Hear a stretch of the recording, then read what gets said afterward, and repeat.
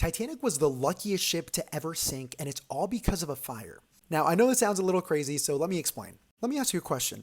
What do you notice that's different between the way Titanic sank versus other famous shipwrecks? Well, let's take a look at some of these shipwrecks and tell me what you notice. This is the Andrea Doria, the Lusitania, the Britannic, the Empress of Ireland, and even the Costa Concordia. Notice how all of these shipwrecks capsized, while Titanic, on the other hand, sank pretty evenly up until the very end. Well, this is actually due to a stroke of luck, the coal bunker fire, which is often now referred to as the guardian angel theory. Many people don't know this, but Titanic actually had a coal bunker fire that was raging inside the ship days before it even hit the iceberg. Now, in order to put out the fire, which was on the starboard side, the crew basically shoveled all of the coal from the starboard side and moved it to the left, or to port. This caused the Titanic to actually lean slightly to the left. Titanic was traveling with a 2.5-degree list to port. Some passengers like Lawrence Beasley even commented on this. They noticed that the ship was not quite level. Now, here is where we get the guardian angel effect. And this term was first coined by a famous Titanic historian named Parks Stevenson.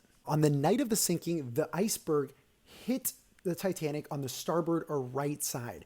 Now, because the ship was already leaning left because of the extra weight of the coal, it actually balanced out the water coming in on the right-hand side here, which kept things level and prevented Titanic from capsizing like those other shipwrecks. If Titanic had not had the extra weight of the coal balancing her out, it's very possible that Titanic would have capsized after an hour like we saw in those other shipwrecks, and that's before a single lifeboat would have been launched. The sinking could have been catastrophic, but instead, Titanic stayed afloat much longer than expected, and 18 out of the 20 lifeboats were able to be successfully launched. So there's no doubt that this effect saved many more lives. That extra time was absolutely crucial for more people to be saved. So ironically, a fire that could have doomed the ship actually saved many more lives. And this is why we call the fire Titanic's guardian angel.